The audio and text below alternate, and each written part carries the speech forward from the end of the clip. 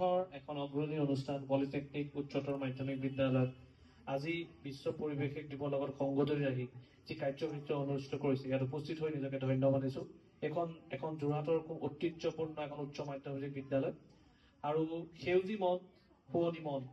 মই এটাই ক'ব বিচাৰিছো যে আই ধৰিত্ৰীৰ এই পবিত্ৰ দিনটোত সকলোকে শ্ৰদ্ধা কৃতজ্ঞতা আৰু মৰম যাচিছো। ইয়াত শিক্ষক শিক্ষয়িত্ৰীসকল আছে, ছাত্ৰ ছাত্ৰীসকল আছে এই স্কুলৰ, আৰু বিশেষভাৱে এই অনুষ্ঠানত উপস্থিত আছে আমাৰ বিশিষ্ট সাংস্কৃতিক সেৱক, অসমীয়া সংস্কৃতিটো জীয়াই ৰাখিবলৈ দিন ৰাতি একেবাৰে কাম কৰা আমাৰ সকলোৰে প্ৰকৃতিক সংৰক্ষিত কৰাৰ কাৰণে বহুখিনি পদক্ষেপ হাতত লৈ সমীৰ ৰয় ডাঙৰীয়া। একচুৱেলি আজি সমীৰ ৰয় ডাঙৰীয়াকে আজি আমি সকলোৱে বিশেষভাৱে সন্মান দিব লাগে। আৰু বিশেষভাৱে সাহস নামৰ যি NGO, যি যোৰহাটখনক পৰিষ্কাৰভাৱে স্বচ্ছতা কৰাৰ ক্ষেত্ৰত বহুখিনি পদক্ষেপ লৈছে, এখন প্ৰদূষণ মুক্ত যোৰহাট গঢ়াৰ ক্ষেত্ৰত তেওঁলোকে বহুখিনি পদক্ষেপ লৈছে।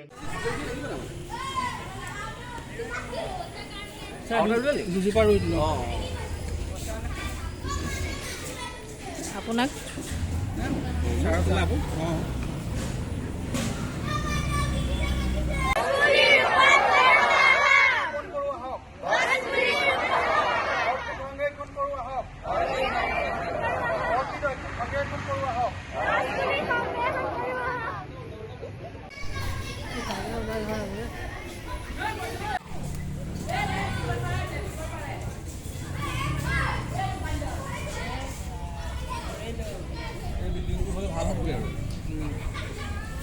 সমাহৰ লগত জড়িত হৈছে, কিন্তু আমি তেখেতসকলৰ আমাৰ ছাত্ৰ ছাত্ৰী বহুত উপকৃত হৈছে।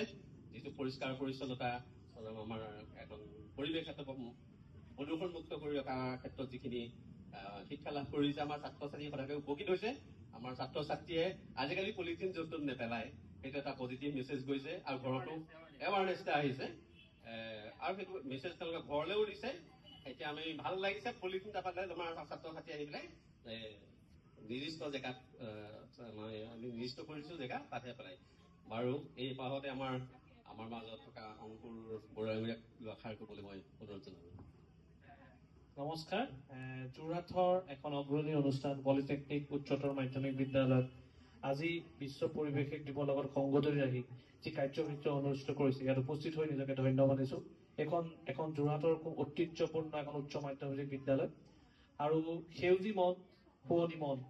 মই এটাই ক'ব বিচাৰিছো যে আই ধৰিত্ৰীৰ এই পবিত্ৰ দিনটোত সকলোকে শ্ৰদ্ধা কৃতজ্ঞতা আৰু মৰম যাচিছো। ইয়াত শিক্ষক শিক্ষয়িত্ৰীসকল আছে, ছাত্ৰ ছাত্ৰীসকল আছে এই স্কুলৰ, আৰু বিশেষভাৱে এই অনুষ্ঠানত উপস্থিত আছে আমাৰ বিশিষ্ট সাংস্কৃতিক সেৱক, অসমীয়া সংস্কৃতিটো জীয়াই ৰাখিবলৈ দিন ৰাতি একেবাৰে কাম কৰা আমাৰ সকলোৰে প্ৰকৃতিক সংৰক্ষিত কৰাৰ কাৰণে বহুখিনি পদক্ষেপ হাতত লৈ সমীৰ ৰয় ডাঙৰীয়া।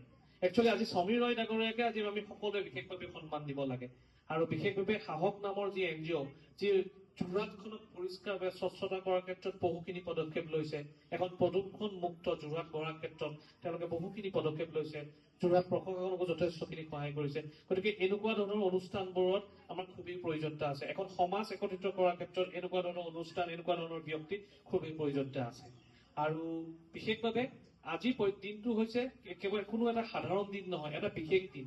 কাৰণ প্ৰত্যেকজনৰ বাবে আজিৰ দিনটো হৈছে এটা সততা, নিষ্ঠাতা আৰু এটা দায়িত্বতাবোধৰ দিন। মোৰ দৃষ্টিভংগীত বিশ্ব পৰিৱেশ দিৱসটো হৈছে ৰাইজৰ মাজত সজাগতাৰ এটা দিন। কাৰণ আমি এটা দিন কেৱল পালন কৰিলে বিশ্ব পৰিৱেশ দিৱস বা প্ৰদূষণ মুক্ত এখন অসম গঢ়াৰ ক্ষেত্ৰত বা যোৰহাট গঢ়াৰ ক্ষেত্ৰত এটা দিন পালন কৰিলে নহ'ব। আমি প্ৰত্যেক দিনাই এই দায়িত্ববোধ আমি মানি চলিব লাগিব।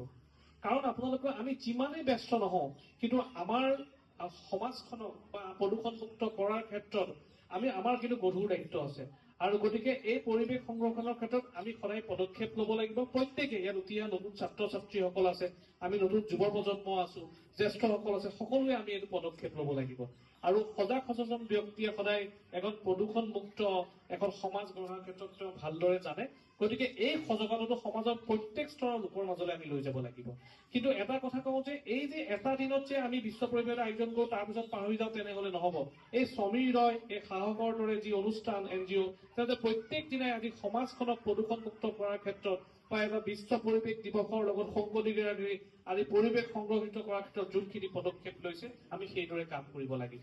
গতিকে যিদৰে আমাৰ নতুন প্ৰজন্মৰ প্ৰত্যেকৰে সমাজখনৰ প্ৰতি দায়বদ্ধতা আছে, ঠিক ধৰণে এজন প্ৰদূষণ মুক্ত বা আজি পৰিৱেশ সংৰক্ষিত কৰাৰ ক্ষেত্ৰতো আমাৰখিনি বহুখিনি দায়বদ্ধতা আছে আৰু মই বিশেষ নকওঁ কিন্তু এটা কওঁ যে আজি 10 বছৰ আগৰ বিশ্ব পৰিৱেশ দিৱস আৰু এতিয়া বিশ্ব পৰিৱেশ দিৱসৰ মাজত বহুখিনি পাৰ্থক্য আছে কাৰণ আপোনালোকে জানে যে 10 বছৰ আগত আমি কি অনুভৱ কৰিছো যে গছ আমি আলোচনা কি কৰো যে গছ কমি গলে কি হ'ব কিন্তু এতিয়া আমি গছ কমি গ'লৰ ফলত আমি কি পৰিৱেশ হৈছে সেইটো ভালদৰে উপলব্ধি কৰিছো গতিকে আমি চক আগৰ দিনত মে মাহত আপোনালোকৰ গৰম ইমান পৰা নাছিলে আগতে জুলাই মাহত 35 ডিগ্ৰী বা 36 ডিগ্ৰী পৰিছিলে কিন্তু আজি মে জুন মাহতে আপোনালোকৰ 35 ডিগ্ৰী পৰে আজি গৰমৰ ফলত মানুহৰ মৃত্যুবৰণ কৰিব লগা হৈছে আপোনালোকে দেখিছে পৰিৱেশ কি ধৰণৰ হৈছে গতিকে কেৱল আমি সজাগতা আনিলে নহব আমি নিজে হাতে কামে লাগিব আৰু আমি প্ৰত্যেক দিনে এই দায়িত্ব পালন কৰিব এটা দিনত আমাৰ এইটোৱে মোৰ লগত দৃষ্টিভংগী যে আমি সমাজত যে বিশ্ব বা পৰিৱেশ সুৰক্ষিত কৰাৰ ৰখাৰ ক্ষেত্ৰত আমি সজাগতা কৰাৰ এটাই দিন বুলি মই ক'ব বিচাৰো বিশ্ব পৰিৱেশ দিৱস